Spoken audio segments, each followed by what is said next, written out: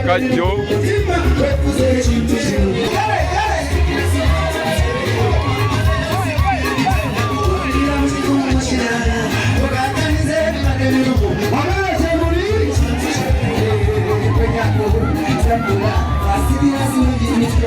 Ajaruna mubiri naleese omugole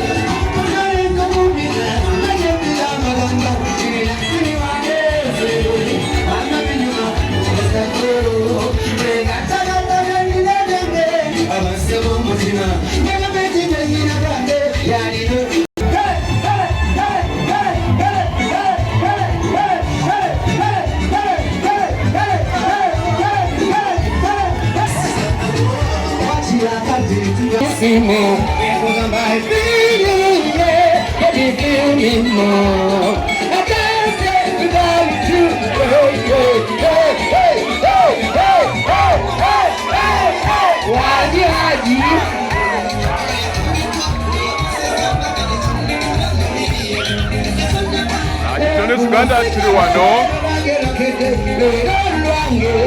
Kikajjo ewa Hakisi byangu Lw'E Ayanjula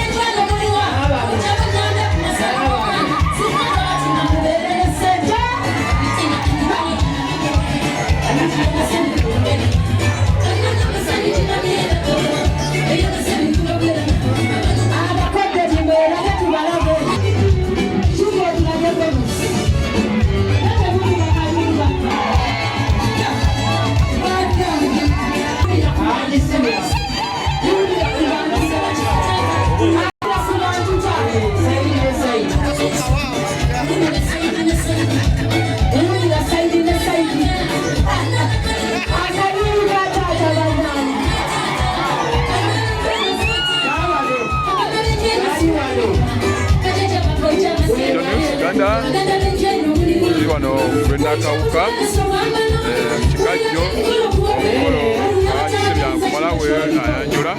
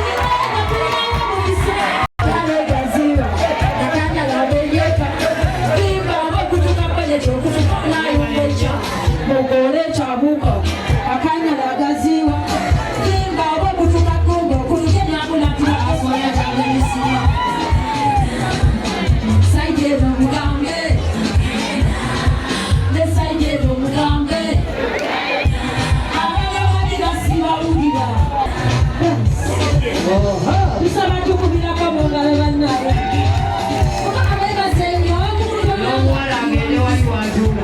Abakwepikira n'abasaasidde ddaddaddanye. Ogenda kamenya emitima obayongobeze ennyingo. Omukowekowe bubakunyuuka okusamalirira. Omuntu olw'omukisa ng'erigire okwogerera. Osobola omukuba amasasi gakolera buyitako. Osobola omuloga buli by'omuloga ebijawulo. Omupingerwa bose ekifo ky'omugoba ssabo n'akuzibwa. Omulenya site n'alumba. Sibaki? Okutyamukamu kimanira wanikalizana kubatumbire mbaleke mayiro mutwale emabega. Sabule Ssente nfuusi. Abalwazi ono kanso oba hepatitis B. Abalyazi ne coronavirus omulala n'Ebola. Agenda sembayo.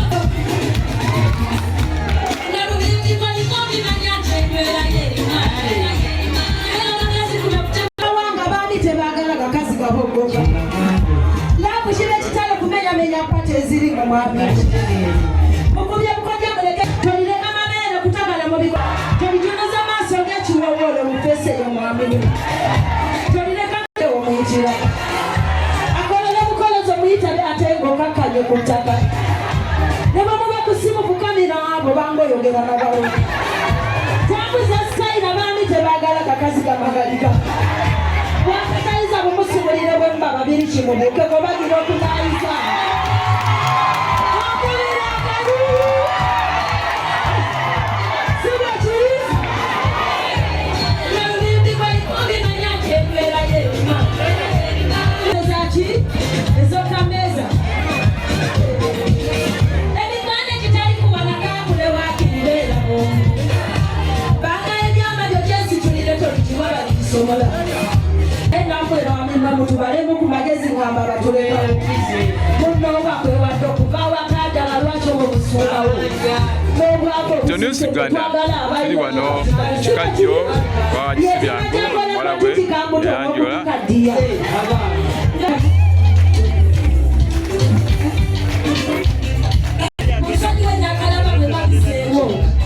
Kyali mubyamu tokufubiza ekintu kyempulira muno omutwe gwange kiri kimu kyakushemererwa. Banange toswazizaawo ebalire ddala omwana omusiru avumaganya nnyina abadde batulindiridde mu byonoonese muswadde tetubikoze. Munatugeyakibanasikwe omwana wange kiki kyatakoze. Buli muzadde kyayagaliza omwana wokono wange akituukiriza. Mwana wandika emikono gwekirabe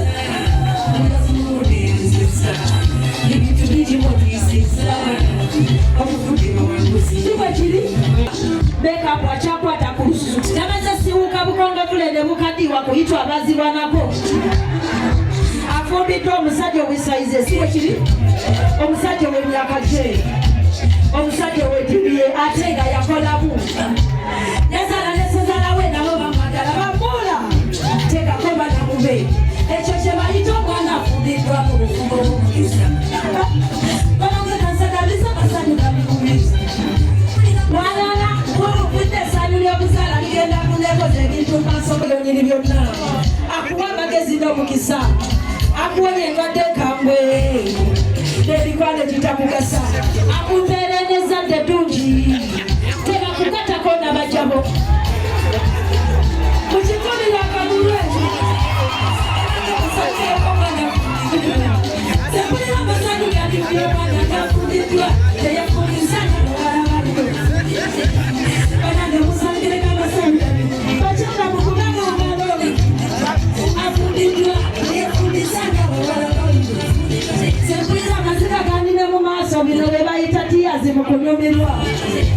Tamaze tazama abasajja byakugenda mu banoonya owange anoonyezeddwa. Talina nkwaguluza mitima abalenzi ze bakwagudde abaana bawala. Talina bikwiro binnamakula bugalo bwako nakyaliko oligino ye. Talina kunambiza gya kwetondooza kukolima nagenda mu masabo. Ali mu myaka ebiri gy'emmere n'okunywa kyokola banganyirira omubiri. Akalulu ka Ssente Bolti. Tereko. Basajja ssubi. Vira joko. Takuba oggulu bakulabiko. Taata nze nina ensonyi. Assalamu alaikum warahmatullahi wabarakatuh. Taata mundabire. Katugenda Mr. Yaruhanga, Sales Manager, Dutch Seed Center.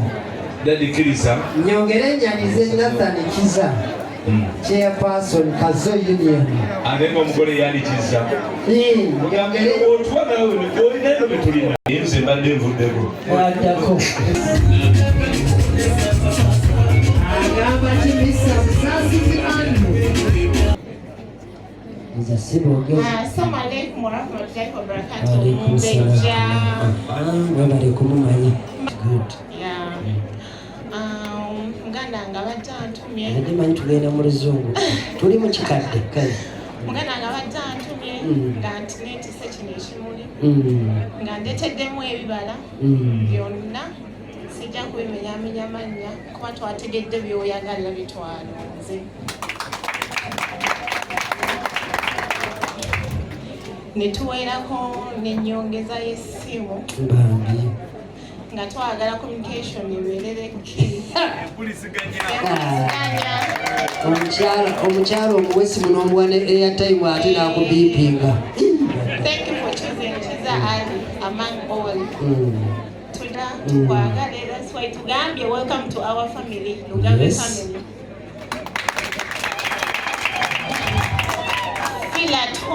Feel at home. Tuli bantu balungi tetulina ttabu. Ebiseerako nga tuli ffenna empuliziganya nja akintumye nnyo ne mugamba lwaki okintumye nnyo nagamba n'essimu yiino nagyongerako yona nevaayo. Enough is better than much. Mugolokoke mujje muyitirirewa.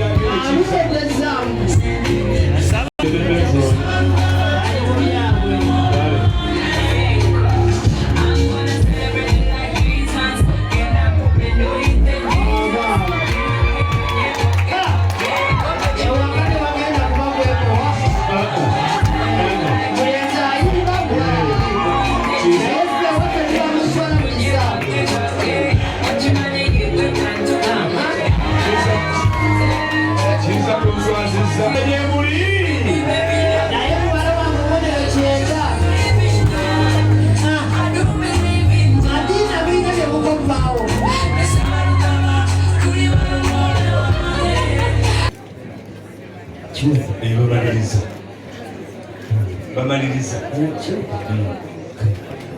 Kati mugenda kutubuwano. News Uganda Kikajjo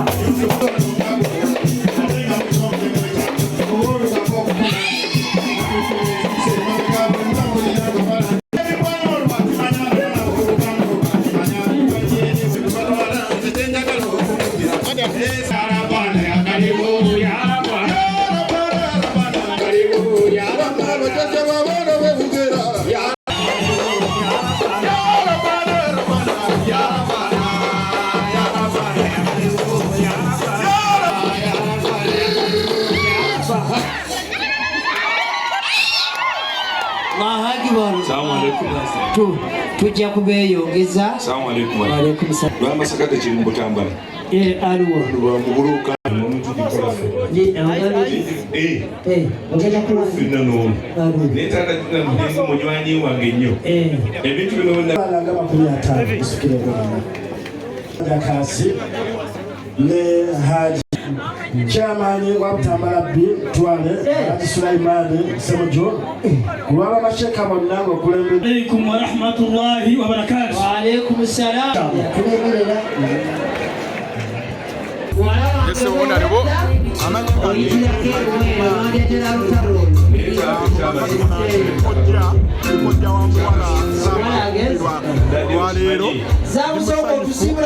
Muwala waffe atuuse ku ggulu eddungi ery'obufumbo ate n'agenda n'omusajja mutuufu asaanidde omwana ava mu maka amalungi naye yandibadde atambulira ku ddiini y'obusiraamu ate nga naye atambulira ku ddiini y'obusiraamu. Njagala kwebaza Allah amusobozesezza, njagala kwebaza ne famire okuvaayo okutegeka omukolo omulungi ogw'ekitiibwa bwe kuti era kituwa essanyu nti n'abako abatwala muwala waffe bamanyi nti bamujje mu maka akasaanya. Njagala okukubiriza abavubuka abawala n'abavubuka abalenzi nti ebintu bino bisoboka naye embeera gye weetwaliramu yekutwala gy'oyagala okugenda. Weeyisa obulungi n'abantu basobola okwogerako ne bakufunira bakwano baabwe ne bakufunira abaana baabwe nebakufunira abantu b'effamire zaabwe ne bajja okujja mu maka mutongole mumbeeresi naye osalawo okwagala okugenda nga bw'oyagala era ofundikira ensi ekukamuukiriza. Nolwekyo njagala kubakubiriza bonna nti bagumiikirize ennono eri eyaffe twagivaako. Ennaku zino abaana beefumbiza tebannaba bazadde bene nga ne bamugambako tawuliriza nga amanyi kyakusaanze eyo birungi yandibadde alina kufuna tokola abatinda abaana bangi nga bakyala basingo maaga kubanga yagenda na muyaaye amulabye leero ekyamusajja naye omuntu waakanga muno era okukola ebintu by'ekyayi eyandibadde akola kubanga asigala agamba omuntu ono namugja mu abantu baperekera okola okwagala abantu bangi era tabulamu gwakwatibwa nsonga. Okay, so tuyanza kuna lebo Haji ndi mbaka wa palamenti ate mbaka muno ndi kojja wa muwala era ndi muko Haji Sibyangu mukoddomi wange nze mukwasa omukyala. Okay, tuyanza sebona lebo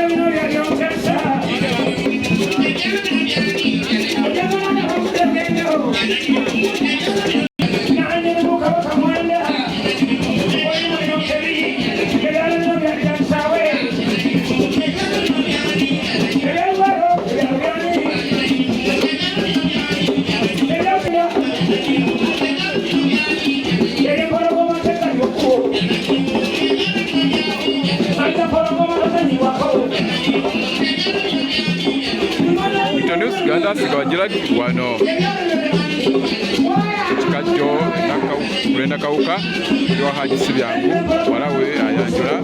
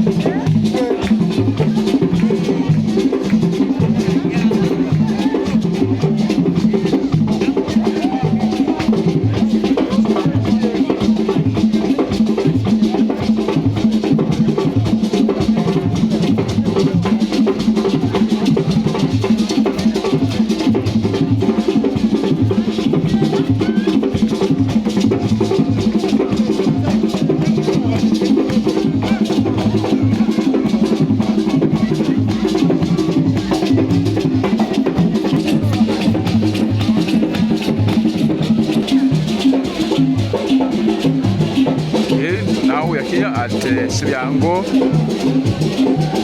Haji Sibyangu family. This is now the introduction ceremony.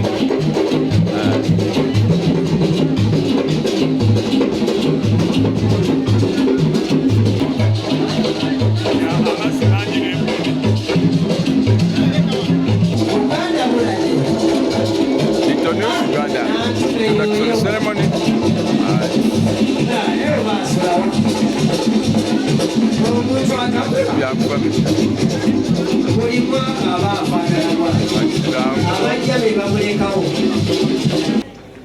Nyongera okwebaza okwebaza abatakansi ab'okukyalo kino mwebali nnyo nnyini ddala nebaza aba video coverage you've done it good nebaliza ddala aba Bukedde TV Bukedde TV ya y'omuntu wa bulijjo wa wansi wa bulijjo mwebali nnyo Bukedde TV musajja oyo bukyanga akwata kamera ubabugira wate banne bonna babakyusiza banne bonna babakyusiza naye ye tavaako kamera webali nnyo wakati waliwo webali nnyo nebaliza ddala bakoze mu ffumbiro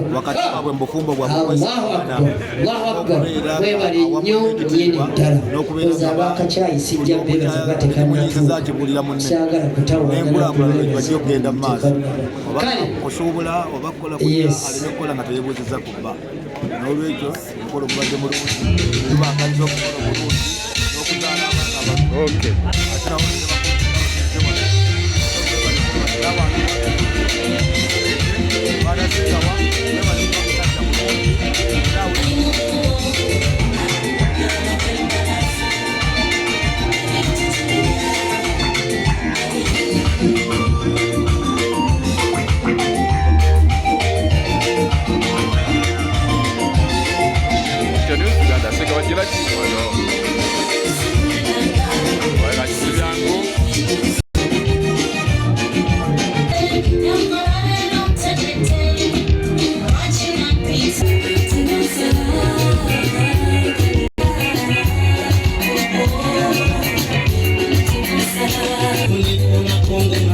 Luwedde atadde wasa. Bakono mwekise. Mwekise. Amanya bonaliwo. Mwebalire ddala.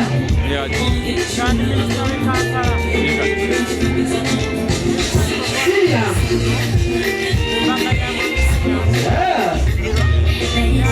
Betusuubuza Kizza. Lwaki oba tulina ataano?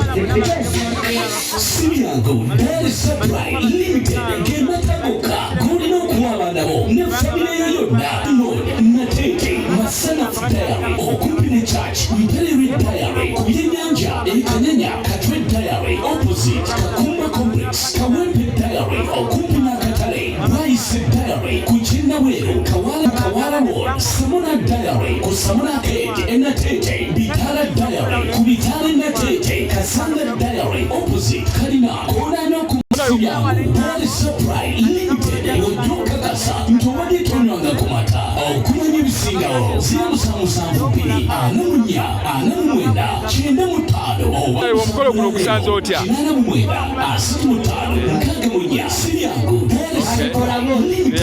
Kozesa amanya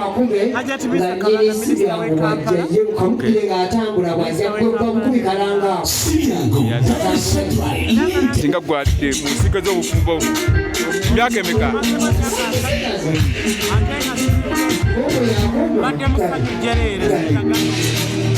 Kiki ebibayambye okuwangaza obufumbo?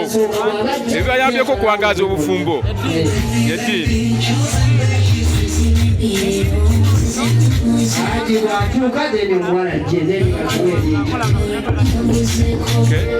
Yoyaliza sekyabonalewo Mr. Kabanda tawa Kampala yaliwo omukolo gwa Haji Ssebyango Ayanjula. Ekanyanya Katwe Diary opposite Kakumba Complex Kawempe Diary okumpi n'akatale ku Kawala Road Samona Diary ku Samona Haji Sense okulaba Haji Jidda supermarket buli wobaawo tuba bagumu. Haji ndowooza akalango okawulidde omwana oyo mumo. News Uganda asika wakiradi wano Koroba Kizza Kikajjo Nakawuka David Lutalo